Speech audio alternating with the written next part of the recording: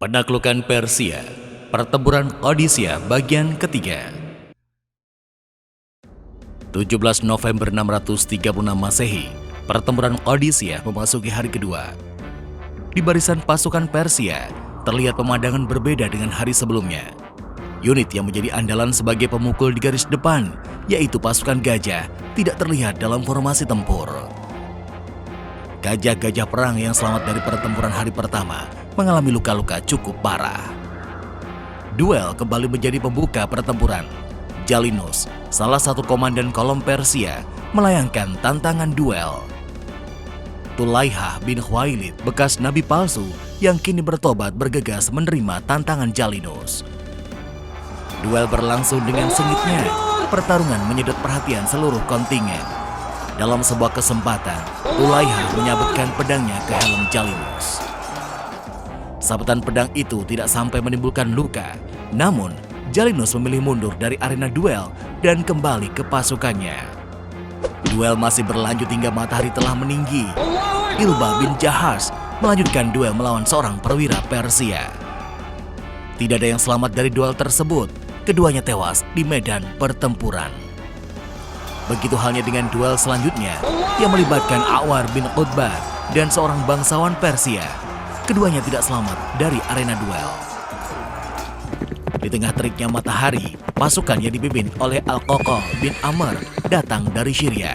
Al-Qoqoh bin Amr adalah saudara dari Asim bin Amr. Kontingen bantuan dari Syria terus berdatangan. Tidak lama kemudian menyusul kontingen yang dipimpin Hashim bin Utbah. Dan Hashim bin Utbah adalah keponakan dari Sa'ad bin Abi Waqqas. Kedatangan kontingen dari Syria membuat semangat tempur pasukan Muslim semakin meningkat. Sebaliknya, bagi pasukan Persia, situasi tersebut sudah cukup untuk menurunkan moral tempur mereka. Pertempuran terbuka masih belum terjadi. Al-Qoqoh bin Amr maju menantang duel pihak Persia. Tantangan duel dijawab oleh Bahman al-Jazawai, panglima Persia di perang Al-Jizar. Duel perwira tinggi berlanjut di bawah teriknya matahari. Bahman al-Jazawai, panglima pasukan Persia yang memenangkan pertempuran Al-Jizar, tewas dalam duel tersebut. Duel masih berlanjut ketika Birzan maju ke depan, berniat membalas kematian Bahman.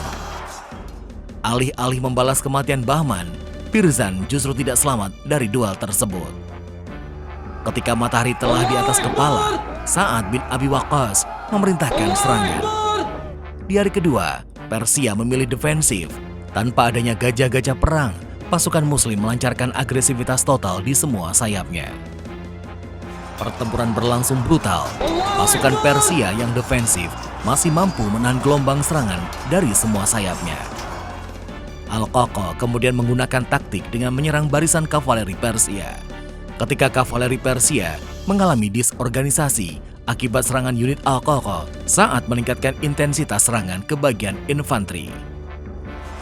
Tekanan pasukan Muslim berhasil memaksa sebagian infanteri Persia mundur ke tepian sungai. Beberapa di antaranya bahkan jatuh dan hanyut di sungai Ati. Meskipun matahari hampir tenggelam, pertempuran masih berkecamuk. Al-Qoqoh dan unitnya bergerak mendekati posisi Rustum, panglima tertinggi Persia. Rustum terpaksa turun ke medan pertempuran, menghalau serangan dari pasukan Muslim yang semakin meningkat. Pertempuran sengit dan brutal berlangsung hingga malam. Sebelum tengah malam, pertempuran hari kedua berakhir. Para pasukan kembali ke kamp masing-masing.